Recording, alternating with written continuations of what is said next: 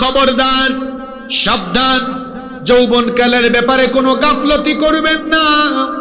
যৌবনকালকে হেলায় ফেলায় নষ্ট করবেন না, কারণ এই যৌবনকালের হিসাব যিনি পুঙ্খানুপুঙ্খ আপনার কাছ থেকে চাইবেন, জুড়ে বলেন তিনি কি? ইমাম তিরমিজি রাহিমাহুল্লাহ তার তিরমিজি শরীফের ভেতরে এই হাদিস এনেছেন। হাদিস বর্ণনাকারী সাহাবী হচ্ছেন আব্দুল্লাহ ইবনে মাসউদ রাদিয়াল্লাহু আনহু। তিনি বলছেন, আল্লাহর নবী বলেছেন, লা তাজুলু কদামা ইবনি আদম মিন ইনদি রাব্বিহি হাত্তা ইউসআলা আন খামসিন। আল্লাহর নবী বলেছেন, কিয়ামতের ময়দানে 5টি প্রশ্নের জবাব না দিয়ে আল্লাহর কোন বান্দা এক কদম নড়াচড়া করার সুযোগ পাবে না, এক কদম আপনি নড়তে পারবেন না। কয়টা প্রশ্নের উত্তর দেওয়া ছাড়া? আরো জোরে বলেন, কয়টা? 1 নম্বর প্রশ্ন করা হবে, আন উমরিহি ফিমা আফনাহু। বান্দা, আমি যে তোমাকে জীবন দিয়েছিলাম, জীবনের শুরু থেকে শেষ পর্যন্ত তোমার জীবনকাল কোন পথে কিভাবে অতিবাহিত করেছো, এই জীবনের হিসাব যার কাছে দেওয়া লাগবে তিনি কি? 2 নম্বর প্রশ্ন করা হবে, ওয়ান শাবাবিহি ফিমা আবলাহু। তুমি তোমার যৌবনকাল কোথায় কিভাবে কাটিয়েছো? যৌবনকাল কি নারীদের পেছনে, মেয়েদের পেছনে ঘুরঘুর করে কাটিয়েছো, নাকি এই যৌবনকালকে মাদকাসক্ত হয়ে, জুয়ায় আসক্ত হয়ে, কিংবা এই যৌবনকালকে তুমি খেলাধুলা করে, আড্ডাবাজি করে, তামাশা করে কাটিয়েছো, নাকি তোমার যৌবনকাল আমাকে সাজদা দিয়ে দিয়ে কাটিয়েছো, আমার জমিনে আমার দিন প্রতিষ্ঠা করে কাটিয়েছো? এই যৌবনের হিসাব দেওয়া লাগবে কার কাছে? 3 নম্বর হিসাব, এই যে এত মাল, এত সম্পদ কামালেন, ওয়া মালুহু মিন আইনা কাসাবাহু, কোথা থেকে কিভাবে কামালেন? এটা কি চাঁদাবাজি করে, না সন্ত্রাসী করে, না লুটপাট করে, না দুর্নীতি করে? কিভাবে আপনি সম্পদ উপার্জন করলেন, সেই হিসাব দিতে হবে কার কাছে? 4 নম্বর প্রশ্ন করা হবে, ওয়াফিমা আনফাকাহু, এবং এই ধন সম্পদ কোথায় আপনি খরচ করেছেন, কোথায় ব্যয় করেছেন, সেটারও হিসাব যার কাছে দেওয়া লাগবে তিনি কি? 5 নম্বর প্রশ্ন করা হবে, ওয়ামাযা আমিলা ফিমা আলিমা, যতটুকু জেনেছো ততটুকু আমল করেছো কিনা? এই 5টা প্রশ্নের জবাব দেওয়া ছাড়া আমি আপনি কিয়ামতের দিন এক কদম নড়ার সুযোগ পাবো না। সেই দিনটা হবে বড় কঠিন, সেই দিনটা হবে বড় বিভীষিকাময়। এখন কত সুন্দর সুন্দর টুপি আর সুন্দর সুন্দর জামা গায়ে দিয়ে আপনারা এখানে এসেছেন। ইসরাফিল আলাইহিস সালামের সিংহার ফুৎকারের পরে কিয়ামতের ঘটনা 2 পর্বে অনুষ্ঠিত হবে। তিনিও সিংহায় ফুৎকার দিবেন 2 বার। প্রথমবার সিংহার ফুৎকারের পরে আসমান, জমিন এবং মহাবিশ্বে যা কিছু আছে সবকিছু লন্ডভন্ড, চূর্ণ বিচূর্ণ, মেসাকার হয়ে যাবে। দ্বিতীয়বার সিংহায় ফুৎকার দেওয়ার পরে কবরগুলো উন্মোচিত হয়ে যাবে, কবর থেকে মানুষগুলো উঠবে। সেই দিন কিন্তু আপনাদের মাথায় এত সুন্দর টুপি থাকবে না, এত সুন্দর জামা কাপড় থাকবে না। আল্লাহর নবী বলেছেন, ইহশারুন নাসু ইয়াউমাল কিয়ামাতি হুফাতান উরাতান গারলা। কিয়ামতের ময়দানে মানুষ কবর থেকে যখন উঠবে তখন উলঙ্গ অবস্থায়, গায়ে কোনো কাপড় চোপড় থাকবে না, এমনকি পায়ের মধ্যে কোনো জুতাও থাকবে না। নগ্ন পদে, খালি পায়ে, উলঙ্গ অবস্থায়, এমনকি খতনাবিহীন অবস্থায় মানুষগুলো কবর থেকে উঠে হাসরের ময়দানে গিয়ে হাজির হবে। আমাদের মা নবীজির প্রিয়তমা স্ত্রী আম্মা জান আয়েশা রাদিয়াল্লাহু আনহা জিজ্ঞেস করলেন, ওগো আল্লাহর রাসূল, আপনার বিবি, আপনার আয়েশাও যদি কবর থেকে উলঙ্গ অবস্থায় উঠেন, তাহলে আপনার বিবি আয়েশার কি লজ্জা লাগবে না? আয়েশার কি শরম লাগবে না? আল্লাহর নবী তখন বললেন, আয়েশা গো, শোনো, তুমি শরমের চিন্তা করছো, কিন্তু কিয়ামতের দিন কঠিন অবস্থা এমন হবে, এমন এক দুর্বিষহ পরিস্থিতি হবে, 15 কোটি দূরের সূর্য মানুষের মাথার নিকটে আসবে। গুনাহগারদের মাথার চান্দি ফেটে মগজগুলো উতরে উতরে উতরে উতরে গলে গলে গলে গলে বেয়ে বেয়ে পড়তে থাকবে। মানুষ এত বেশি ঘাম তার শরীর থেকে বের হবে, যার যার গুনাহ আর পাপের ধরন অনুযায়ী সে তার ঘামের মধ্যে সাঁতার কাটতে থাকবে। পিপাসায় কাতর হয়ে মানুষের জিহ্বাটা বের হয়ে কুকুরের মতো নাভিস্থল পর্যন্ত ঝুলতে থাকবে। হাসরের ময়দানে মানুষ আল্লাহর সামনে দাঁড়িয়ে কিভাবে হিসাব আর বিচারের সম্মুখীন হবে এই ভয়ে যে কবর থেকে উঠে মানুষ মাথাটা নিচের দিকে দিবে, আল্লাহর ভয়ে উপরের দিকে মাথা তোলার সাহস বান্দা করতে পারবে না। আল্লাহু আকবার। কঠিন সেই দিনে প্রথমে আল্লাহ 5টা প্রশ্ন করবেন। এই 5টা প্রশ্নের জবাব না দিয়ে কোনো মানুষ একটুও নড়তে পারবে না, কদম পর্যন্ত নড়াতে পারবে না। তার মধ্যে একটা প্রশ্ন হলো, বান্দা তোমার জীবনের যৌবনকাল কোথায় কাটিয়েছো? বিড়ি সিগারেট খেয়ে, গাঁজা টেনে আর জুয়া খেলে, মাদকাসক্ত হয়ে, তথাকথিত বেনামাজি বেঈমান নেতাদের সামনে পিছনে চামচামি করে করে কাটিয়েছো, নাকি যৌবনকাল আমার গোলামি করে করে কাটিয়েছো? গোটা যৌবনের হিসাব যার কাছে দেওয়া লাগবে, জুড়ে বলেন তিনি কি? যেহেতু এই যৌবনের হিসাব আপনাকে আল্লাহর সামনে দিতেই হবে, এই জন্য আল্লাহর নবী বলেছেন, বান্দারে শোনো, তোমার জীবনের স্বর্ণালী সময় এই যৌবনকাল তোমার জীবন থেকে অতিবাহিত হওয়ার আগে যৌবনকালকে তুমি গনিমত মনে করো, যুদ্ধলব্ধ সম্পদের মতো এই যৌবনকে মনে করো, যৌবনের কদর করো, এটাকে তুমি তোমার জীবনের সর্বোৎকৃষ্ট গনিমত মনে করো। এই হাদিসটিও তিরমিজি শরীফে এসেছে। আল্লাহর নবী বলেছেন, ইখতানিম খামসান ক্বাবলা খামসিন, 5 জিনিস আসার আগে 5 জিনিসকে তোমরা গনিমত মনে করো। আল্লাহর নবী বললেন, হায়াতাকা ক্বাবলা মাউতিক, মৃত্যুর আগে তোমার জীবনকে গনিমত মনে করো, জীবনকে কাজে লাগাও। কারণ জীবন যদি ফুরিয়ে যায়, জীবন প্রদীপ যদি নিভে যায়, মরার পরে জীবন নিয়ে আফসোস করে আর কোনো লাভ। 2 নম্বরে আল্লাহর নবী বললেন, সিহহাতাকা ক্বাবলা সুকুমিক, অসুস্থ হওয়ার আগে তোমার সুস্থ সময়ের কদর করো। যখন তুমি প্যারালাইজড হয়ে যাবা, যখন তোমার অনেক রোগবালাই চলে আসবে, ইচ্ছে হবে আমি একটু ঘর থেকে বের হয়ে মসজিদে গিয়ে নামাজে সাজদা দেই, কিন্তু মসজিদের দুয়ার তখন বান্দা তোমার জন্য বন্ধ হয়ে যাবে, চাইলেও তুমি যেতে পারবা না, তখন তোমার জন্য আফসোস লাগবে। সুতরাং তুমি অসুস্থ হওয়ার আগে যখন সুস্থ আছো, সেই সময়টাকে গনিমত মনে করো, সময়টাকে কাজে লাগাও। আল্লাহর নবী 3 নম্বরে বললেন, ওয়াগিনাকা ক্বাবলা ফাকারিক, অসচ্ছল অবস্থা আসার আগে সচ্ছল থাকাকালীন সময়ের কদর করো। ওয়া শাবাবাকা ক্বাবলা হারামিক, বুড়া হয়ে যাওয়ার আগে যৌবনকালের কদর করো। এরপরে আল্লাহর নবী বললেন, ওয়া ফিরাগাকা ক্বাবলা শুগুলিক, ব্যস্ত হয়ে যাওয়ার আগে অবসর সময়কে কাজে লাগাও। এই 5টা জিনিসের মধ্যে আল্লাহর নবী বললেন, শাবাবাকা ক্বাবলা হারামিক, বুড়া হয়ে যাওয়ার আগে যৌবনকে কাজে লাগাও। কারণ এই যৌবনকাল যখন চলে যাবে, আপনি আর কিন্তু এই যৌবনকাল কোনো কিছু দিয়ে ফিরাইয়া আনতে পারবেন না। আমার বাবাজানদের দিকে তাকান, আমার আব্বাজানদের চুল দাড়ি পেকে গিয়েছে, তারাও একদিন আমাদের মতো ইয়াং ছিলেন। তারা কি চাইলেও সেই ইয়াং লাইফে আর ব্যাক করতে পারবেন? জোরে বলেন, পারবেন? যদি আমাদের হায়াত থাকে আর কি। কারণ যুবক অবস্থায় তো অনেকে মারা যায়, তাই না? যুবক ভাইয়েরা অনেকে মনে করে আমি বুড়া হব না। আমার ভাইয়েরা, keep in your mind, there is no serial of death. মৃত্যুর কোনো সিরিয়াল নাই। যদি হায়াত থাকে আর কি, তাহলে আপনারও একদিন চুল পেকে যাবে, দাড়ি পেকে যাবে, চামড়াগুলো কুচকে যাবে। সেই দিন কিন্তু চাইলেও আর আপনি আপনার ইয়াং লাইফে ব্যাক করতে পারবেন। এজন্য যৌবন যতক্ষণ আছে, যৌবন থাকাকালীন সময়টাকে আপনি কদর করেন, মূল্যায়ন করেন, গনিমত মনে করেন। আপনারা আমাকে বলেন তো, এসএসসি এইচএসসি পরীক্ষার্থী পরীক্ষা দিবে, পরীক্ষার আগে যে সময়টুকু আছে, ওই সময়টাকে যেই ব্যক্তি কাজে লাগাবে না, কাজে লাগায় না, লাগাবে না, ও পরীক্ষায় পাস না ফেল। আর যা কাজে লাগায়, সময়টাকে গনিমত মনে করে সকাল সন্ধ্যা পড়াশোনা করে, সে অবশ্যই ভালো রেজাল্ট করতে পারবে। আমি আপনি আছি এই দুনিয়া নামক এক্সাম হল, পরীক্ষার হলে। আমরাও এখানে এসেছি আখিরাতের ফসল ফলাবার জন্য, জীবনকে আখিরাতমুখী করার জন্য। এখানে সময় নষ্ট করার কোনো সময়ও আমাদের হাতে আর। এজন্য যৌবনকে কাজে লাগাতে হবে। প্রশ্ন হতে পারে, যৌবনকে আমি কিভাবে কাজে লাগাবো?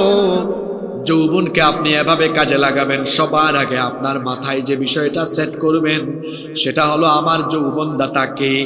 এটা এটা আপনাকে আগে উপলব্ধি করতে হবে, তখনই কিন্তু যৌবনের সঠিক ব্যবহার করতে পারবেন। কারণ আমার সমাজে অনেক যুবক আছে, তারা মনে করে তাদের যৌবন হলো তাদের নেতাদের ক্রয় করা সম্পত্তি। আপনারা কথা বুঝেন নাই মনে হয়। যেভাবে তারা চামচামি করে যুবক বয়সে মোটরসাইকেল শুডাউন করে সামনে পিছনে, বেনামাজি বেঈমান নেতাদের চামচামি করে, তাদের এই দৃশ্য দেখলে মনে হয় তারা যেন তাদের যৌবন বন্ধক দিয়েছে তাদের ওই বেনামাজি নেতাদের কাছে। Keep in your mind, youth is not a gift given by your leader. যৌবন আপনার নেতার দেওয়া গিফট নয়, যৌবন যিনি দিয়েছেন তিনি কে? এই বিষয়টাকে উপলব্ধি করেন। আপনার যৌবন দুনিয়ার কোনো মানুষ দেয় নাই, এই যৌবনের সবটুকু শক্তি আর সামর্থ্য যিনি দিয়েছেন, গলার আওয়াজটা বড় করে সবাই বলেন তিনি কে? এই জন্য যৌবন কোন নেতার কাছে বন্ধক নয়, বরং যৌবনকে বিক্রি করে দিতে হবে কার কাছে? ইমানদার হওয়া এত সহজ নয়। ওই যে আলোচনার শুরুতে বললাম, আমার দেশে অনেক মানুষের নামই আছে ঈমান আলী, কিন্তু তার ঈমান নাই। ইমানদার হতে হলে আপনার নিজের জান এবং মালকে আগেই বিক্রি করে দিতে হবে কার কাছে? সূরা তাওবা ভালো করে উপলব্ধি করুন, 111 নম্বর আয়াত। আগামীকাল বাড়িতে কোরআন খুলে তারপরে পড়ুন, সেখানে আল্লাহ কি সুন্দর করে বলেছেন, ইন্নাল্লাহা আশতারা মিনাল মুমিনিনা আনফুসাহুম ওয়া আমওয়ালাহুম বিআন্না লাহুমুল জান্নাহ। কি সুন্দর শব্দ চয়ন আল্লাহ, ইন্নাল্লাহ আশতারা, নিশ্চয়ই আল্লাহ কিনে নিয়েছেন। কথা বুঝে থাকলে বলেন, আল্লাহ কিনবেন না কিনে নিয়েছেন? শব্দ চয়ন দেখেছেন, ইশতারা শব্দ আল্লাহ দিয়েছেন। ইশতারা, কিনে নিয়েছেন। কি কিনে নিয়েছেন? আনফুসাহুম, ইন্নাল্লাহ আশতারা, নিশ্চয়ই আল্লাহ কিনে নিয়েছেন, মিনাল মুমিনিনা, মুমিনদের কাছ থেকে, আনফুসাহুম, তাদের জান, ওয়া আমওয়ালাহুম, এবং তাদের মাল।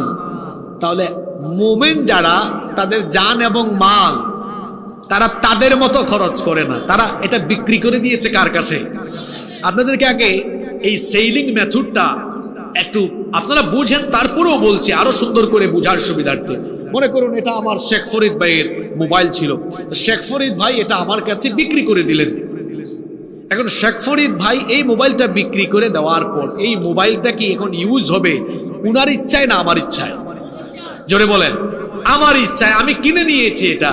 তাহলে আমি যদি আমার জান আর মাল ঈমান এনে আল্লাহর কাছে বিক্রি করে দেই, তাহলে কি আমার 24 ঘন্টা আমার মন মতো চলবে না আল্লাহর ইচ্ছা মতো চলবে? তাহলে মুমিন হতে হলে জান এবং মালকে আল্লাহর কাছে বিক্রি করে দিয়ে নিজের ইচ্ছায় নয়, আপনার জীবনের 24 ঘন্টা ব্যক্তি, পরিবার, সমাজ, রাষ্ট্র সবকিছু আল্লাহর দেওয়া হুকুম মতো চালাতে হবে। এর নাম ঈমান। নইলে ঈমান আলীর ঈমান নাম ঠিক আছে, কাজে করবে ঈমান। আচ্ছা, আপনি কারো কাছ থেকে কোনো জিনিস কিনলেন, বিনিময়ে কি দিবেন? আমার দেশের বিনিময়ের মাধ্যম হলো মুদ্রার নাম টাকা, টাকা দেই। এখন আল্লাহ তাআলা বান্দার আর আল্লাহর মধ্যে যে ঈমানী সম্পর্ক, এটাকে ব্যবসায়ী সওদার সাথে তুলনা করেছেন। সেখানে আল্লাহ বলেছেন, আমি হলাম কাস্টমার, আমি হলাম ক্রেতা, আমার বান্দা হলো বিক্রেতা। বান্দা তার জানমাল বিক্রি করবে আর আমি এটা কাস্টমার হয়ে কিনবো। আল্লাহ এখন এর বিনিময় দিবেন। আল্লাহর বিনিময় কি আমার আপনার মতো সাধারণ বিনিময় হবে? আল্লাহ বলছেন, আমার বিনিময় হলো বিআন্না লাহুমুল জান্নাহ, বিনিময়ে আমি তোমাদেরকে জান্নাত দিব। সুবহানাল্লাহ। এত আসতে বলেছে কেন জানেন? আমার দেশে মানুষ জান্নাত আর জাহান্নাম নামই শুনেছে, কিন্তু জান্নাতে কি আছে মানুষ জানে না। জান্নাতে কি আছে আল্লাহ কোরআনে বলেছেন, ওয়া ইদা রাআইতা সুম্মা রাআইতা নাঈমান ওয়া মুলকান কাবীরা, তুমি তোমার চক্ষু দিয়ে যেদিকে তাকাবে, অতঃপর তাকাবে, আবার তাকাবে, আবার দেখবে, যেদিকে দেখবে চতুর্দিকে শুধু তুমি নিয়ামত দেখবে, নিয়ামত দেখবে, নিয়ামত দেখবে। সুবহানাল্লাহ। কি নিয়ামত, কি নেই সেখানে? দুনিয়াতে কি খাবার খেয়েছেন আপনি বলেন? যা খেয়েছেন সেগুলো আছে, যা চোখেও দেখেন নাই সেগুলো আছে। দুনিয়াতে খাবার খেতে চাইলে অর্ডার করে অপেক্ষা করা লাগে, রেস্টুরেন্টে যাওয়ার পরেও ভাই এটা খাবো, এই মেনু সিলেক্ট করে দিলাম, নিয়ে আসেন, ওয়েটার নিয়ে আসতে আসতে 10 মিনিট 15 মিনিট সময় লাগায়। আর জান্নাত কি মজার জায়গা! জান্নাতি ব্যক্তি শুধু কোনো একটা জিনিস খাবারের জন্য ইচ্ছে পোষণ করবে, সাথে সাথে তার সামনে হাজির হয়ে যাবে। কি নেই সেখানে? সেখানে কি নেই আমাকে বলেন? সর্বপ্রথম জান্নাতীদেরকে আল্লাহ তাআলা মাছের কলিজা ভুনা দান করবে, হাদিসে এসেছে। কি নেই সেখানে? সেখানে চিকেন আছে গো, বারবিকিউ আছে, মাটন আছে, ফিশ আছে, ফল আছে, এমন এমন ফল। আপনারা আবার ভাবিয়েন না যে দুনিয়ার এই ফরমালিন আর পচা পচা ফল। আল্লাহর নবী বলেছেন দুনিয়ায় এক একটা ফলের ভেতরে আল্লাহ এক ধরনের স্বাদ দিয়েছেন, আর বেহেশতের জান্নাতের প্রত্যেকটা ফলের মধ্যে আল্লাহ তাআলা 70 রকমের স্বাদ দিয়েছেন। কি নেই সেখানে? যুবকদের উদ্দেশ্যে যদি কথা বলছি, যুবকরা তো নোয়াখালীর জরিনা সকিনা দেখলে পাগল হয়ে যায়। হ্যাঁ, যুবকদের জন্য আল্লাহ কি রেখেছেন বিনোদনের জন্য সেখানে? ওয়াজাওয়াজনাহুম বিহুরিন আইন।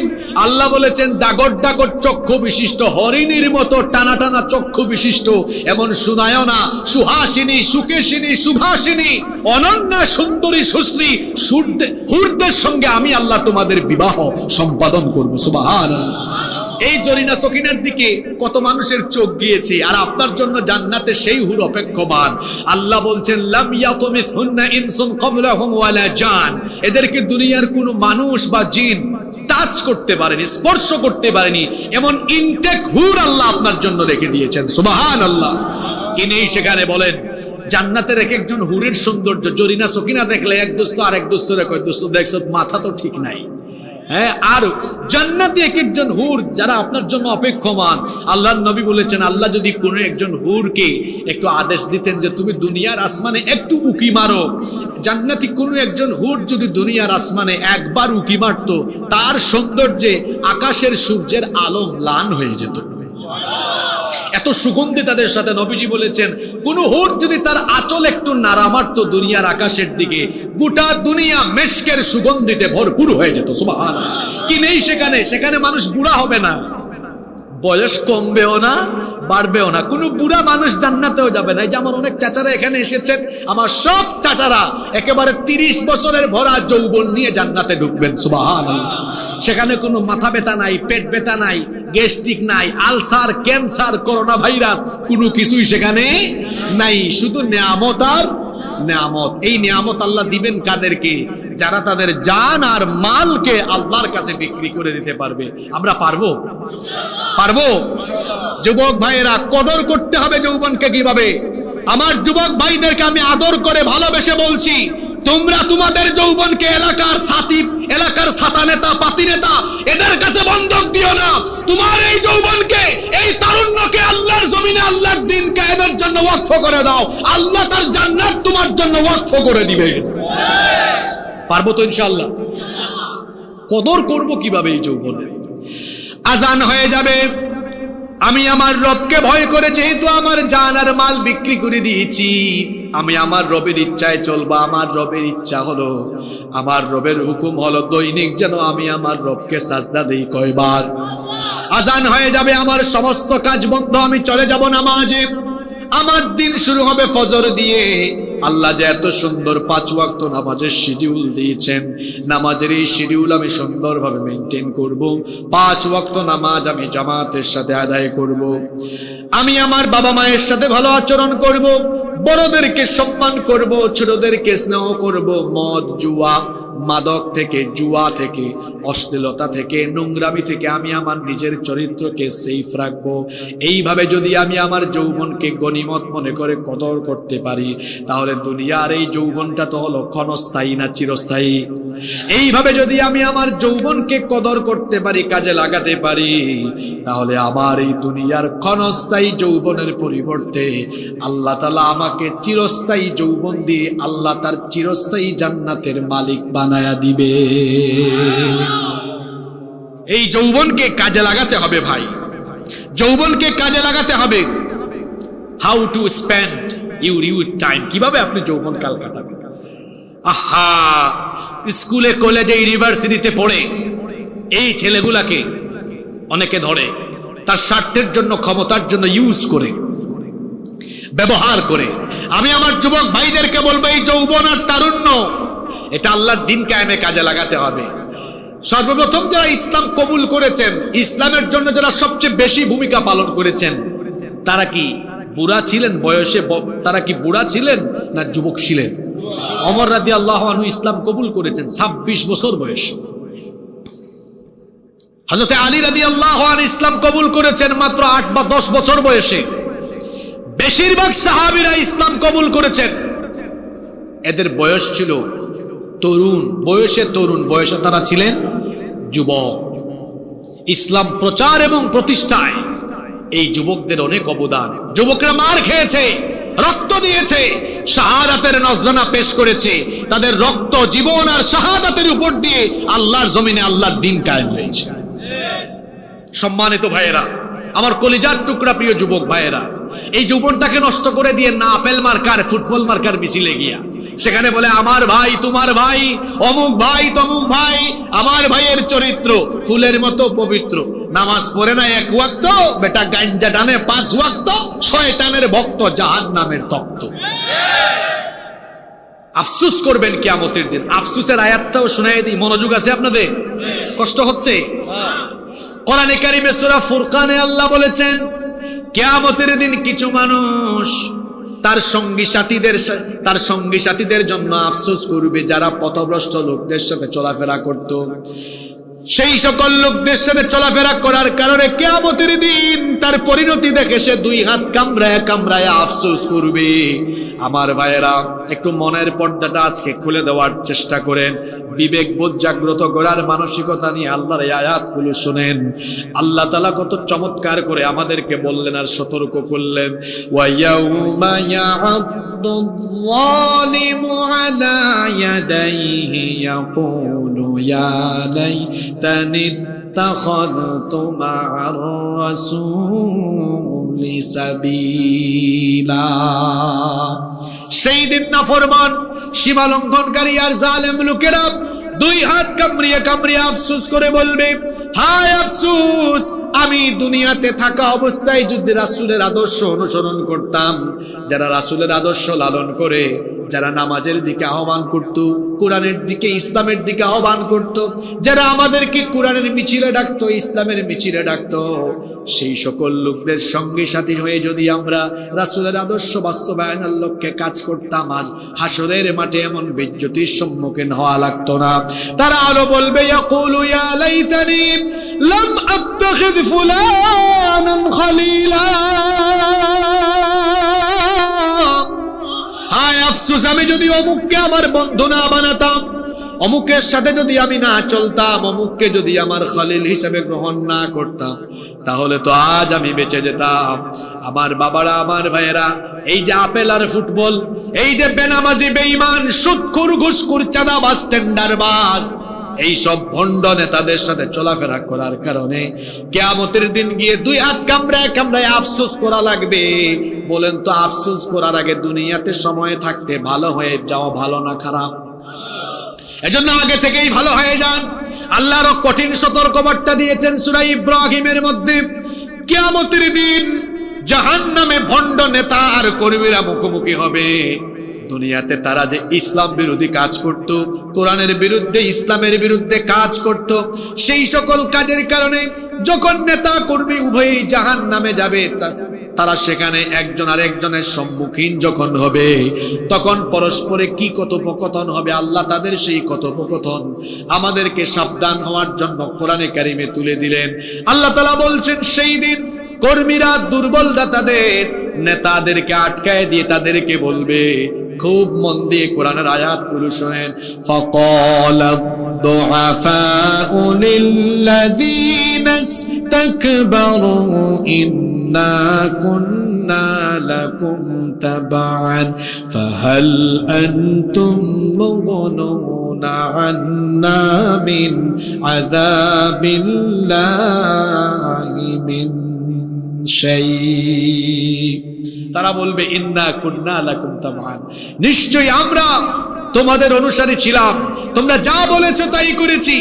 তোমাদের কথা মানার কারণে, তোমাদের পক্ষে আকাম কুকাম করার কারণে, তোমরা তো বলেছো তাকে গুলি করো, তার তার বাড়িতে আগুন লাগাও, তাকে এলাকা ছাড়া করো। যা বলেছো তাই করেছি। ফাহাল আনতুম মুগনুনা আন্না মিন আযাবিল্লাহি মিন শাই। দুনিয়াতে তো তোমাদের কথা মেনে আকাম কুকাম করলো, ধরা খাইলে তোমরা আমাদেরকে সেফ রাখতা, শেল্টার দিতা। আজকে পারলে শেল্টার দাও, আজকে পারলে আমাদেরকে আল্লাহর আযাব থেকে বাঁচাও। কর্মীরা তাদের নেতাদেরকে বলবে, শুদ্ধ শুদ্ধ কথা বল। নেতাদের কাম হলো মাইক পাইলে মাইক না ছাড়া। আছে না এরকম? জাহান্নামেও হাসরের ময়দানেও তারা বক্তৃতা করবে, বলে শুনে তো লাফালাফি করিস না, বক্তৃতা শোন। তখন সে তার কর্মীকে বক্তৃতা শোনাবে, সে তখন বলবে ক্বালু লাউ হাদানাল্লাহু লাহাদাইনাকুম। যদি আল্লাহ আমাকে হেদায়েত দিতেন তাহলে আমিও তোদেরকে হেদায়েতের দিকে ডাকতাম। আল্লাহ তো আমার কপালেই হেদায়েত রাখেন নাই, এজন্য তোদেরকে আমিও হেদায়েত দিতে পারি। তখন তারা বলবে লাফালাফি করিস না, শোন। সাওয়াউন আলাইনা আজাজি'না আম সাবারনা মা লানা মিন মাহিস। আজ তুমি ধৈর্য ধরো আর না ধরো, আজকে নেতা কর্মী উভয়ে জাহান্নামে। আযাবের ধরন হবে সাওয়া, সমান সমান আযাব হবে। জোরে বলেন, আওয়াজ হবে। কর্মীরা বলবে না না না, আমরা এটা মানি না। আল্লাহ বলবেন কিরে, কে আবার কি মানে না? কর্মীরা বলবে আল্লাহ আমাদের এই ভণ্ড নেতাগুলোর হুকুম মানার কারণে তারাও জাহান্নামে, আমরাও জাহান্নামে। তারা এখন বলে নেতা কর্মী উভয়ের অবস্থা নাকি জাহান্নামে সমান সমান, আমরা এটা মানি না। আল্লাহ বলবেন তোরা যদি না মানিস তাহলে তোরা কি চাস? তখন বলবে আল্লাহ তাদের ব্যাপারে তোমার কাছে আমাদের চাওয়া হলো দুইটা। কথা বুঝে থাকলে বলেন, কর্মীরা তাদের নেতাদের ব্যাপারে আল্লাহর কাছে জিনিস চাইবে কয়টা? এক নম্বরে তারা বলবে রব্বানা আরিনাল্লাযাইনি আদাল্লানা মিনাল জিন্নি ওয়াল ইনস। হে আল্লাহ, যারা আমাদেরকে পথভ্রষ্ট করেছিল জিন আর মানুষের মধ্য থেকে, এদেরকে দেখাও, সামনে আনো। তোমার কাছে এক নাম্বার চাওয়া হলো আমাদের এই পথভ্রষ্ট নেতারা আমাদেরকে পথভ্রষ্ট করেছিল, তোমার কাছে এক নাম্বার চাওয়া হলো দুনিয়াতে এরা আমাদেরকে চামচার মতো ব্যবহার করেছে, আজ একটু আমরা প্রতিশোধ নেই। আল্লাহ বলবেন তোরা প্রতিশোধটা কেমনে নিতে চাস? তখন তারা বলবে আল্লাহ একটু সামনে এনে দেন। নাজআলহুমা তাহতা আকদামিনা লিয়াকুনা মিনাল আসফালিন। এদের বুকের উপরে পাড়ায়া পদদলিত করে, দলিত মথিত করে, তারপরে আমরা আজকে জাহান্নামে যাব। ইন্না লিল্লাহি ওয়া ইন্না ইলাইহি রাজিউন। নেতা সেদিন ঠেলা সামলাবে তার কর্মীর, পাড়া খাইতে খাইতে ওখানেই তার গুতা খাইতে খাইতে তার অবস্থা খারাপ হবে, ঠিক কি না? এটা কয় নাম্বার চাওয়া? দুই নম্বরে বলবে আল্লাহ এদেরকে একটু দেখান, ইন্না আতানা সাদাতানা ওয়া কুবারানা ফাআদাল্লুনা সাবিলা। আমরা আমাদের এই নেতাদের, লিডারদেরকে অনুসরণ করতাম, ফাআদাল্লুনা সাবিলা, আর এরা আমাদেরকে পথভ্রষ্ট করেছিল। আল্লাহ তোমার কাছে দুই নাম্বার চাওয়া হলো রব্বানা আতিহিম দিআফাইনি মিনাল আযাবি ওয়াল আনহুম লা'নান কাবীরা। তারা বলে আযাব নাকি সমান সমান? না, আমরা চাই আতিহিম, আপনি তাদেরকে দেন দিআফাইনি মিনাল আযাব, আমাদেরকে আযাব যেটা দিবেন আমাদের আযাবের ডবল আযাব দেন। আল্লাহু আকবার। বলেন বলেন আমাকে, এই যে বেনামাজি, বেঈমান, পথভ্রষ্ট, গুমরাহ, আল্লাহর দ্বীন কায়েমের বিরোধী তাগুত শক্তি আর তাগুত নেতাদের অনুসরণে দুনিয়া আখিরাতে লাভ না লস? লাভ না লস? বলবেন হুজুর আখিরাতের লসের কথা তো বললেন, দুনিয়ার লসটা কোন জায়গায়? আপনি বুঝি এখনো দেখেন নাই গো দুনিয়ার লসটা কোন জায়গায়? তারা এমন লোক আপনাদেরকে বিপদে ফেলে দিয়ে তারা নিজেদেরকে সেফ এক্সিট নিয়ে বিদেশে চলে গিয়েছে। কি করে বুঝাবো আপনাকে? কিন্তু আপনি দেখবেন যারা আল্লাহর দ্বীন কায়েমের পথে আছে তারা কখনোই দেশ থেকে পালায় না, তার কর্মীকে ছেড়ে কখনো পালিয়েও যায় না। গত 17 বছর আলেম উলামা, ইসলামী আন্দোলনের নেতৃবৃন্দ, ইসলামী আন্দোলনের কর্মীরা বহু জেল জুলুম নির্যাতন সহ্য করে, এমনকি শাহাদাতের নজরানা পেশ করেও বাংলাদেশে তারা সবর করে এই ময়দানে টিকে ছিল। কেউ পালিয়ে গিয়েছে? আমরা 17 বছর থাকতে পারলাম, আপনারা 17 ঘন্টাও থাকতে পারলেন না।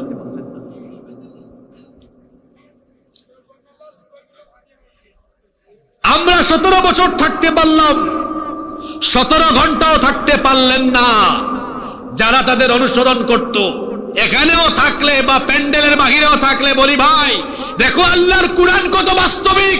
এরা দুনিয়াতেই তোমাদেরকে ছেড়ে গিয়েছে, আখিরাতে তোমাদের দিকে তাকাবেও না।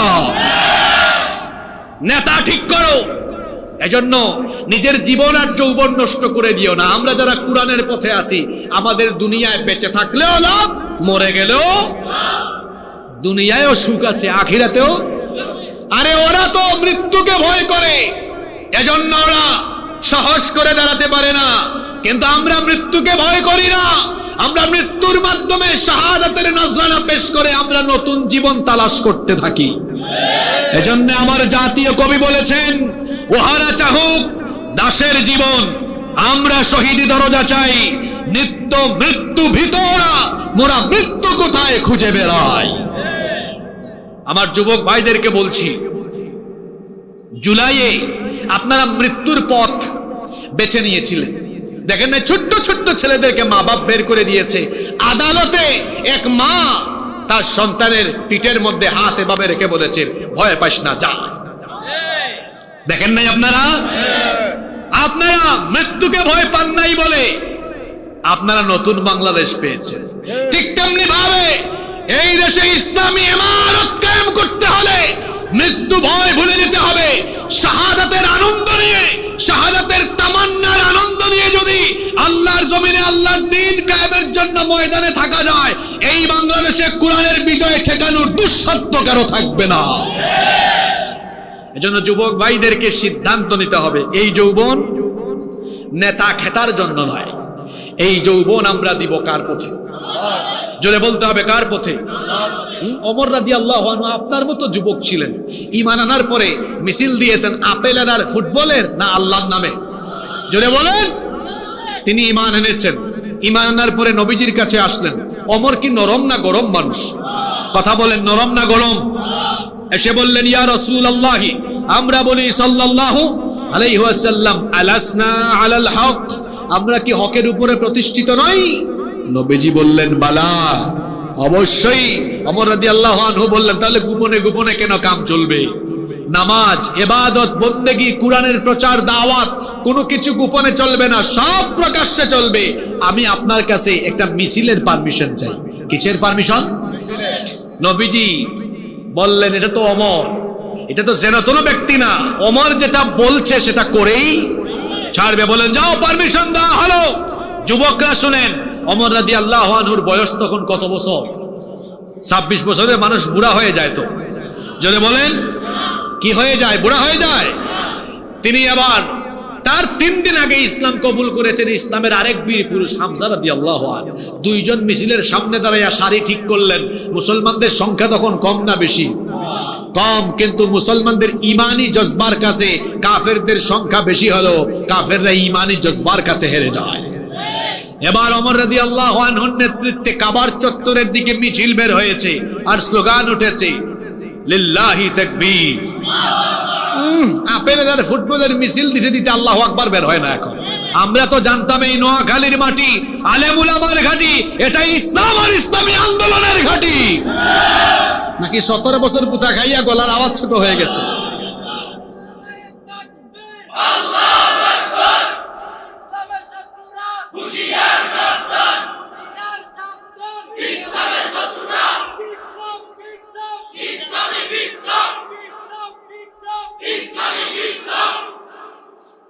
আপনাদের গর্জে উঠাকে সবাই ভয় পায়, সবাই সাবধান হবে।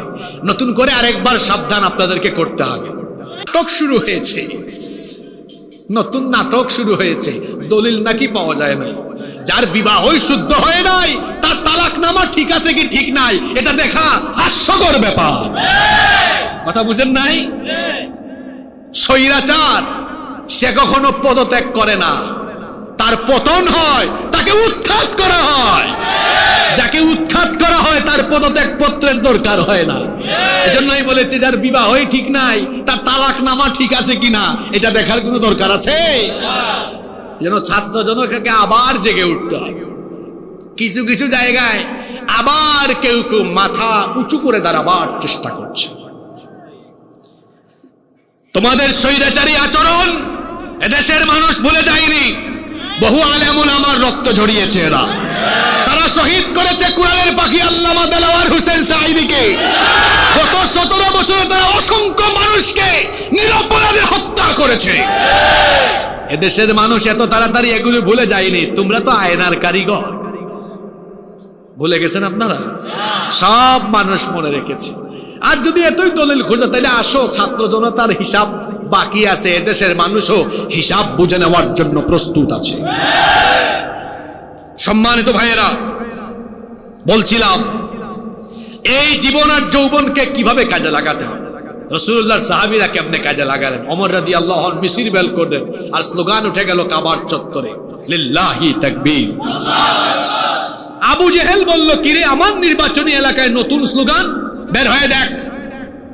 তারা এসে বলে, লিডার কই কি হয়েছে? অবস্থা সুবিধার না। মানে আমাদের দলের লোক এখন ওইখানে মিছিলে নেতৃত্ব দেয়। আবু জেহেল বলে, কোনটা? কয় অমর। আবু জেহেল নড়ে চড়ে উঠেছে। How is it possible? এটা কি করে সম্ভব? আমার মিটিং এ আমার পাশে থাকা ব্যক্তি অমর, সে কিভাবে ওখানে চলে যায়? ওইদিকে আরেক গ্রুপ প্রস্তুত লাঠিসুটা নিয়ে মুসলমানদের উপর ঝাঁপিয়ে পড়বে।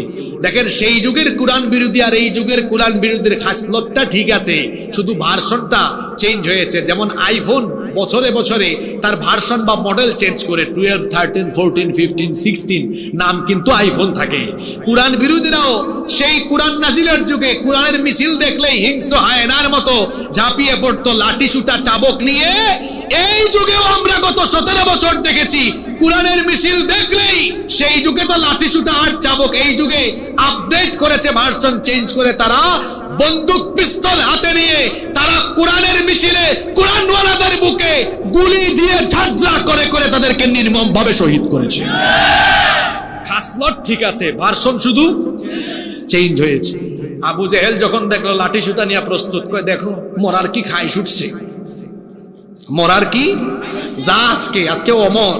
যে অমরের সামনে যাবে, যদি কেউ মিসকিন না হস, অর্থাৎ বিয়ে শাদী করে ফেলিস, তোর বউ বিধবা, তোর বাচ্চা এতিম, আর যদি মিসকিন থাকো তো আর বিয়ে করার স্বাদ শেষ। সেই দিন আবু জেহেলের কলিজা কেঁপে উঠেছিল। একজনও সেদিন সেই মিছিল ঠেকাতে পারেনি। বিশ্বাস করেন যুব সমাজ, ছাত্র সমাজ জেগে উঠার কারণে যেভাবে স্বৈরাচারীর নির্মম পতন হয়েছে, এই দেশের যুব সমাজ, তরুণ সমাজ, ছাত্র সমাজ যদি ইসলামের সৌন্দর্য উপলব্ধি করে, আল্লাহর জমিনে আল্লাহর দ্বীন কায়েমের জন্য আরেকবার দ্বীনের পক্ষে আওয়াজ উঠাতে পারে, বাংলাদেশের সকল ইসলাম বিরোধীদের কলিজায় কম্পন সৃষ্টি হয়ে এই দেশে আল্লাহর কোরআনের রাজটা কায়েম হয়ে যাবে ইনশাআল্লাহ। এজন্য আরেকটি বিপ্লবের প্রস্তুতি আমাদেরকে নিতে হবে ইনশাআল্লাহ। আওয়াজ তো ছোট হলো, এত খুশি হওয়ার কারণ নাই। মাত্র আপনারা ক্লাস টেস্ট দিয়েছেন, সামনে এখনো প্রি টেস্ট আছে, টেস্ট আছে, ফাইনাল আছে। বহু টেস্ট দিতে হবে, বহু পরীক্ষা দিতে হবে। এটা আমার কথা নয়, আল্লাহ বলেছেন। এমনি এমনি জান্নাতে চলে যাবা নাকি? এমনি এমনি কি আমার জমিনে আমার দ্বীনের বাস্তবায়ন দেখে যান, আমার জমিনে আমার দ্বীনের বাস্তবায়ন দেখবা না? ওয়াহুম লা ইফতানুন, তোমাদেরকে কি পরীক্ষা করা হবে না? শোনো, ওয়ালাকাদ ফাতান্নাল্লাযীনা মিন ক্বাবলিকুম ফালা ইয়ালামান্নাল্লাযীনা আমানু ওয়া লা ইয়ালামান্নাল কাযিবিন। তোমাদের আগের সবাইকে আমি পরীক্ষা করেছি যাতে আমি জেনে নিতে পারি ঈমান আলীর ঈমান ঠিক আছে না বেঈমান হয়ে গেছে। আমারও দেশের অনেকে বললাম না ঈমান আলী না ঈমান নাই, পরীক্ষা আসবে, এজন্য প্রস্তুতি নিতে হবে। যেমন করে পরীক্ষায় অবতীর্ণ হয়ে রাসূলুল্লাহর সাহাবীরা যেভাবে ঈমান এনেছিলেন, কর্মের মাধ্যমে তারা তার বাস্তবায়নও ঘটিয়ে গিয়েছিলেন। আল্লাহ রাসূলের যুবক সাহাবীরা কি করেছেন দেখেন। ঈমান আনার পরে কত নির্যাতন, কত জুলুম এসেছে, তারপরে তাদেরকে বহু লোভ লালসা দেখানো হয়েছে। তারা জালিমদের কাছে তাদের জীবন দিয়েছেন, কিন্তু জালিমদের হাতে ঈমান তারা দিতে দেন নাই, তারা ঈমান দেন নাই। খাব্বাব নির্যাতিত হয়েছেন, বিলাল নির্যাতিত হয়েছেন। আহারে আমার যুবক ভাইয়েরা শুনেন, জরিনা সকিনার জন্য কত পাগল আপনি। আল্লাহ রাসূলের যুবক সাহাবীরা দিন প্রতিষ্ঠার জন্য কি করেছেন শুনেন। বাসর ঘরে নতুন বউ রেখে জিহাদের ময়দানে শাহাদাতের তামান্নার আনন্দ নিয়ে গিয়ে শহীদ হয়েছে। আল্লাহু আকবার। আপনারা তো বিয়ে করার আগে অফিসের বসকে আগেই অ্যাপ্লিকেশন দেন, স্যার আগামী মাসে বিয়ে করব, ছুটি কিন্তু 3 সপ্তাহ দেওয়া লাগবে, 1 মাস দেওয়া লাগবে। কি বলেন, আছে না? বন্ধুদের থেকে বিদায় নেয়, দোস্ত আগামী 2-3 সপ্তাহ দেখা হবে না, তোদের ভাবিকে টাইম দিব। কে বলেন, আছে না? আল্লাহ রসুলের যুবক সাহাবীরা, আহা তারাও তো যুবক ছিলেন, আমরাও যুবক। আমার একজন যুবক সাহাবীর নাম মনে পড়লো, হযরতে জুলাইবিব রাদিয়াল্লাহু আনহু। আমি কি যুবক সাহাবীর ঘটনাটা আপনাদেরকে বলবো? বলবো। নোয়াখালীর ছেলে তো স্মার্ট। এই জুলাইবিব ছিলেন কুৎসিত কালো, কুচকুচে কালো চামড়ার অধিকারী, খুব বেটে। আপনারা বেটে বলেন না বাইটটা বলেন? আপনার নোয়াখালীর ভাষা তো খুব সুন্দর, আমার খুব ভালো লাগে। আপনাদের ভাষা বড় চমৎকার, বাইটটা বলেন না? জুলাইবিব ছিলেন অত্যন্ত খাটো, ঠোঁটগুলো বড় বড় ছিল, খর্বাকৃতির নাক ছিল, কুৎসিত কালো চেহারা, গরিব, অত্যন্ত গরিব, অখ্যাত বংশের মানুষ তিনি। ঈমান আনলেন। ঈমান আনার পরে মসজিদে নববীর পাশে যে আহলে সুফফা ছিলেন তাদের সাথে তিনি বসবাস করতেন। আসমান ছিল তার সামিয়ানা, মাটি ছিল তার বিছানা, ঘর বাড়ি পর্যন্ত ছিল না। আহারে আসমান সামিয়ানা, মাটি তার বিছানা। কোন মানুষ খাবার খেয়ে উচ্ছিষ্ট ফেলে দিলে সেটাকেই তিনি খাবার হিসেবে গ্রহণ করতেন। যেই দিন কিছু পেতেন না উপবাসে থাকতেন। এমনকি তিনি এত দরিদ্র ছিলেন, পানের একটা পাত্রও তার কাছে ছিল না। হাতের অঞ্জলি ভরে কুয়া থেকে তিনি পানি পান করতেন। আল্লাহর নবী একদিন মসজিদে নববীতে কিছু সাহাবীদেরকে নিয়ে বসে আছেন। এমন সময় জুলাইবিব রাদিয়াল্লাহু আনহু পাশ দিয়ে যাচ্ছেন। আল্লাহর নবী তখন বললেন, আমার সাহাবীরা এই যে হেঁটে যায়, তাকে কি তোমরা চিনো নাকি? তখন সাহাবীরা বললেন, না, তাকে তো আমরা চিনি না। দেখেন, ইসলামী আন্দোলনের নেতৃত্বে থাকলে পরে একজন ছোট্ট কর্মীরও খবর জানতে হয়, আল্লাহর নবীর থেকে সেটা শিখতে হবে, জানতে হবে। আল্লাহর নবী বললেন, তোমরা তাকে না চিনলেও আমি তাকে ভালো করে চিনি, সে হলো আমার প্রিয় সাহাবী জুলাইবিব। আল্লাহর নবী ডাক দিলেন, ইয়া জুলাইবিব, হ্যাঁ জুলাইবিব, আলা তাতাজাওয়াজ, তুমি কি বিয়ে করবে না? জুলাইবিব তখন বললেন, এই মদিনায় কে আছে, কোন বাবা মা আছে যে তার মেয়েকে আমার মতো খাটো, আমার মতো বেটে, আমার মতো অসুন্দর, আমার মতো কুৎসিত চেহারার অধিকারী, আমার মতো গরিব জুলাইবের কাছে তার মেয়ে বিয়ে দিবে? এমন কোন পিতা মাতা তো মদিনায় নাই। ওগো আল্লাহর নবী, আমি আখিরাতের অপেক্ষায় আছি।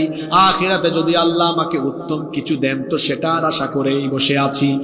আল্লাহর নবী দ্বিতীয় দিন তাকে সেম কোশ্চেন করলেন। জুলাইবিব রাদিয়াল্লাহু আনহু সেম আনসার করলেন। নবীজি তৃতীয় দিন সেম কোশ্চেন করলেন। জুলাইবিব তৃতীয় দিনও সেম আনসার করলেন। এরপরে আল্লাহর নবী বললেন, জুলাইবিব তুমি আমার কাছে আসো, আমার অমুক সাহাবীর বাড়িতে যাও, মদিনার অমুক আনসারী সাহাবীর কাছে গিয়ে বলো আল্লাহর রাসূল বিবাহের প্রস্তাব দিয়ে পাঠিয়েছেন, যেন তারা তাদের মেয়েকে তোমার সঙ্গে বিবাহের ব্যবস্থা করে দেয়। সুবহানাল্লাহ। সঙ্গে সঙ্গে জুলাইবিব, যুবক ভাইরা শুনেন, চলে যাচ্ছে, আল্লাহর নবীর সাহাবী জুলাইবিব রাদিয়াল্লাহু আনহু আল্লাহর নবীর দেওয়া ফর্মুলা মোতাবেক, নির্দেশনা মোতাবেক ওই আনসারী সাহাবীর বাড়িতে ছুটে গেলেন। তারপরে দরজায় গিয়ে নক করলেন। আনসারী সাহাবী দরজা খুলে দিলেন। জিজ্ঞেস করলেন, মান আনতা, আপনি কি? তিনি বললেন, আলা জুলাইবিব, আমি হলাম জুলাইবিব, রাসূলুল্লাহ সাল্লাল্লাহু আলাইহি ওয়াসাল্লামের তরফ থেকে পয়গাম নিয়ে এসেছি। এই কথা শুনে সঙ্গে সঙ্গে তিনি সসম্মানে বাড়ির ভেতরে ঢুকালেন। তারপরে বললেন, কি এমন পয়গাম এনেছেন বলেন? জুলাইবিব বললেন, আল্লাহর রাসূল আপনার মেয়ের জন্য বিবাহের একটা প্রস্তাব দিয়ে পাঠিয়েছেন। ওই মদিনার আনসারী সাহাবী মনে করলেন হয়তো রাসূল নিজেই বিয়ে করার জন্য পয়গাম পাঠিয়েছেন। তিনি খুশি হয়ে গেলেন, বললেন, আমার মেয়েকে রাসূলের সাথে বিবাহ দেওয়ার ক্ষেত্রে আমার কোনো আপত্তি নাই। জুলাইবিব বললেন, না না, আপনার ধারণা ভুল, আল্লাহর রাসূল আপনাদের মেয়েকে আমার সাথে বিবাহ দেওয়ার জন্য প্রস্তাব করেছেন। এই কথা শোনা মাত্রই মদিনার আনসারী ওই ধনী সাহাবীর চেহারা কালো হয়ে গেল। কি করে এবার মেহমানের সাথে খারাপ আচরণ করবেন সেটাও বুঝতে পারছেন না, কারণ এই মেহমানকে পাঠিয়েছেন আল্লাহর নবী। তিনি তখন বলেন, আচ্ছা আপনি অপেক্ষা করেন, আমি ঘরে গিয়ে ভেতরে গিয়ে আমার বিবির সাথে একটু পরামর্শ করি। দেখবেন বিবাহ শাদীর পয়গাম আসলে পরে পুরুষের চাইতে নারীরা বেশি মাতামাতি করে, নোয়াখালীতে করে কিনা। তিনি যখন ভেতরে চলে গেলেন, ভেতরে গিয়ে বললেন, স্ত্রীর সাথে যখন সবকিছু শেয়ার করলেন, স্ত্রী তখন আড়াল থেকে একটু দেখলেন, ছেলেটাকে দেখার পরে মাথা খারাপ হয়ে গেল। বললেন, না, এত কালো, কুচকুচে কালো চামড়া, এত কালো ছেলে, আর তার শরীরের মধ্যে ধুলাবালি, গায়ের মধ্যে ভালো কাপড় চোপড় নাই, এত গরিব, এত কালো ছেলের সাথে আমাদের সুন্দরী মেয়ের বিয়ে আমরা দিব না। এই কথা ঘরের ভেতর থেকে তাদের সুন্দরী মেয়ে শুনে ফেললেন। তিনি শোনার পরে বললেন, আমার বাবা, আমার মা, কি করে এত বড় দুঃসাহস আপনাদের হলো? রাসূলুল্লাহর দেওয়া পয়গাম আপনারা ফিরিয়ে দিচ্ছেন, এত বড় দুঃসাহস কি করে হলো? শুনেন, আমি আপনাদেরকে বলছি, আপনারা যদি ফিরিয়েও দেন, আমি আল্লাহর রাসূলের এই পয়গাম ফিরিয়ে দেব না, আমি রাজি হয়ে গেলাম। মা বাবা তখন বললেন, আবেগী মেয়ে আমাদের, শোনো, তুমি আবেগের বশবর্তী হয়ে হয়তো সিদ্ধান্ত নিয়ে ফেলেছো, একটু আড়াল দিয়ে ওই ছেলেটাকে দেখো, দেখলে পরে তোমার বিবাহের রুচি নষ্ট হয়ে যাবে। তিনি বললেন, দেখারও কোনো দরকার নাই, কারণ আল্লাহর রাসূল যার জন্য আমার বিবাহ ঠিক করেছেন, এ ব্যাপারে বিন্দু মাত্র আমার কোনো আপত্তি নাই। যুবক ভাইরা আছেন না, ঘুমায় গেছেন? শুনেন, এবার একটা ছেলে আর একটা মেয়ের তো স্বপ্নের রাত হলো বাসর রাত, জীবনের একটা স্বপ্নের রাত। আল্লাহর রাসূলের সাহাবী হযরত জুলাইবিব রাদিয়াল্লাহু আনহু বাসর সজ্জায়, ফুল সজ্জার রাতে তার এত সুন্দরী স্ত্রী, মদিনার ধর্নাঢ্য আনসারী সাহাবীর সুন্দরী মেয়েকে বিয়ে করলেন। তার কাছে তিনি যখন গেলেন, বাসর ঘরে তার বউয়ের কাছাকাছি যখন আছেন, এমন সময় বাহির থেকে আওয়াজ তার কানে ঢুকলো। আওয়াজ শোনা গেল, বলা হচ্ছে, আইনা জুনুদুল্লাহ, আল্লাহর মুজাহিদরা কোথায়?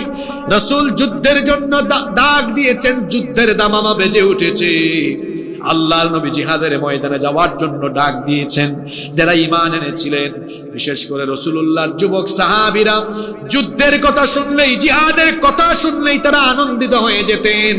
এই বুঝি শহীদ হওয়ার একটা সুযোগ আসলো, কারণ শাহাদাতের মৃত্যু হলো বড় সৌভাগ্যের মৃত্যু। এই মৃত্যুর উপরে কোনো হিসাব হয় না, বিচারও হয় না। বিনা বিচারে, বিনা হিসাবে যিনি জান্নাত দেন তিনি কে?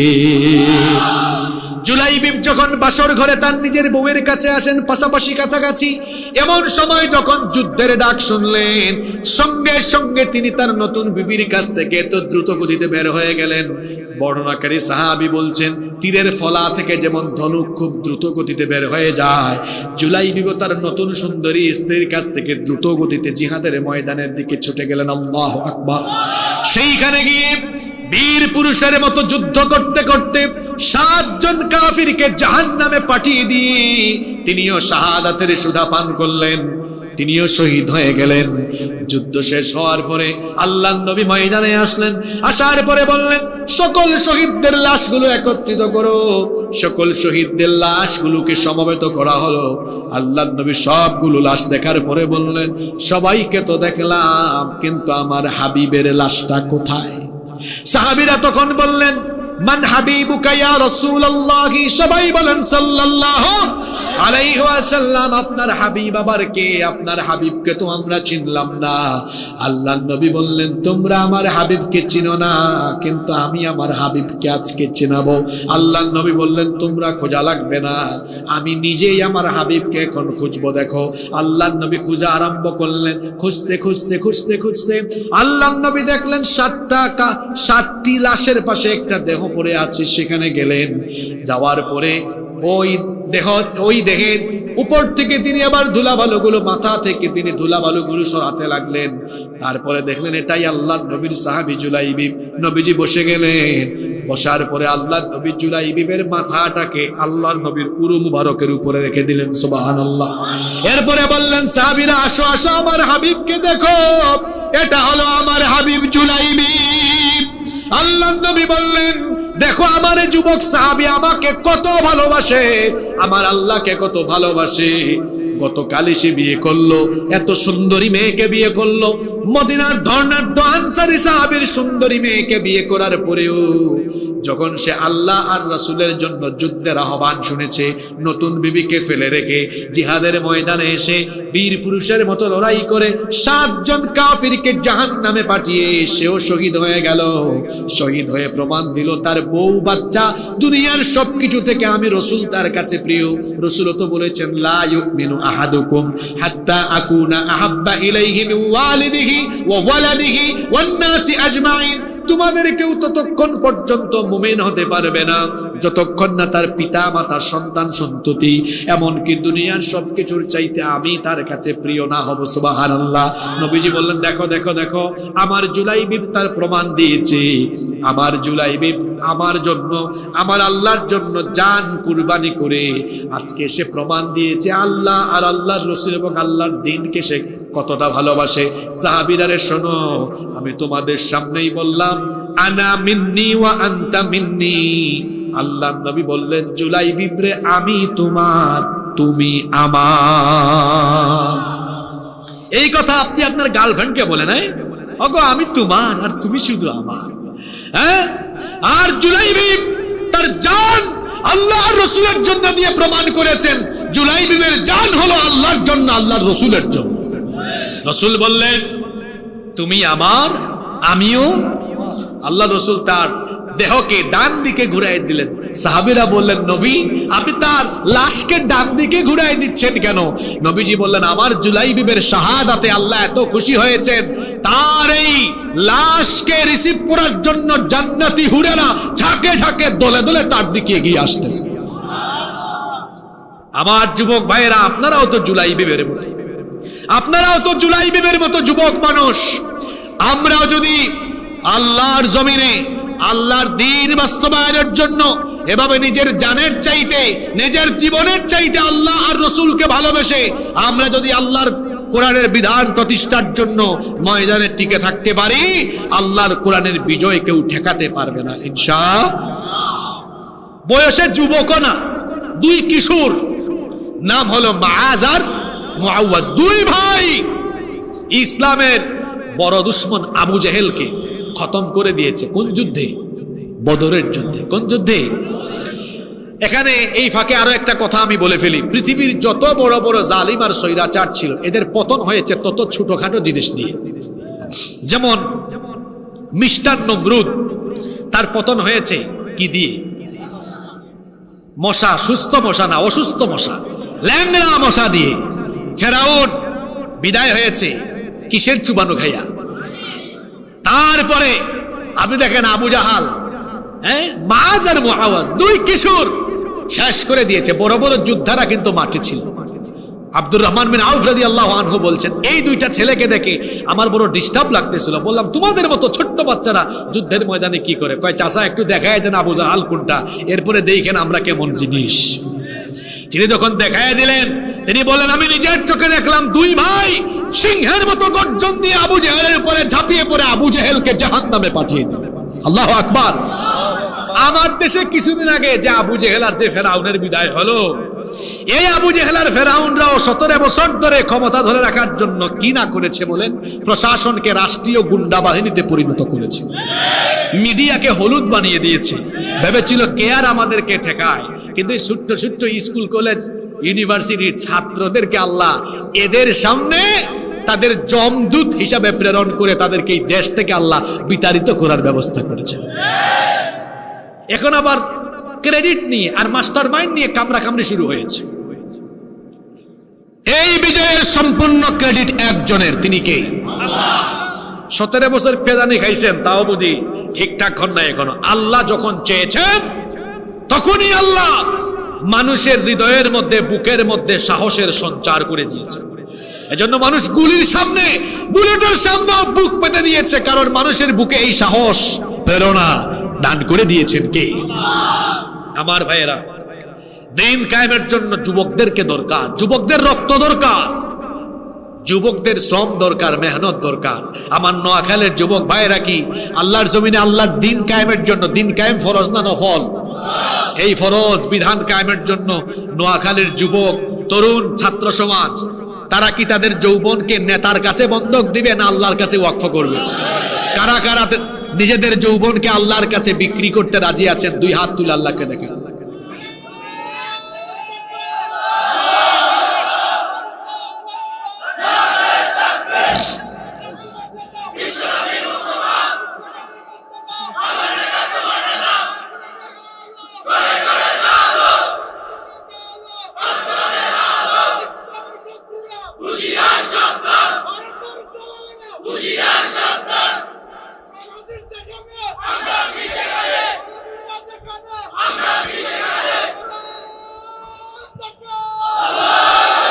সংগ্রামী নোয়াখালীবাসী, শেষ কথা বলে যাই, ৭১ থেকে ২৪ বছর আমরা বাংলাদেশে বহু শাসক দেখেছি। সব কিছু দেখা আমাদের শেষ হয়ে গিয়েছে, সব দেখা শেষ, বাকি আছে আল কোরআনের বাংলাদেশ। আমরা আগামীর বাংলাদেশ পরিচালনার দায়িত্ব আলেম উলামা এবং ইসলামপন্থীদের হাতে সুপর্দ করতে চাই। তাহলে এই বাংলাদেশ আলোকিত বাংলাদেশ, সমৃদ্ধ বাংলাদেশ, ইনসাফের বাংলাদেশে পরিণত হবে ইনশাআল্লাহ। সেই লক্ষ্যে আমার যুবক ভাইদেরকে প্রস্তুতি নিতে হবে, কারণ আমার যুবক ভাইরা হচ্ছে মেরুদণ্ড, আমার যুবক ভাইদেরকে আল্লাহর জমিনে আল্লাহর দিন কায়েমের আন্দোলনে শামিল হওয়ার প্রস্তুতি নিতে হবে। আমরা সবাই কোরআনের মিছিলে, ইসলামের মিছিলে, আল্লাহর জমিনে আল্লাহর দিন কায়েমের আন্দোলনে নিজেদেরকে শামিল করতে পারবো তো ইনশাআল্লাহ? আল্লাহ আমাদের সবাইকে সেই তৌফিক দান করেন।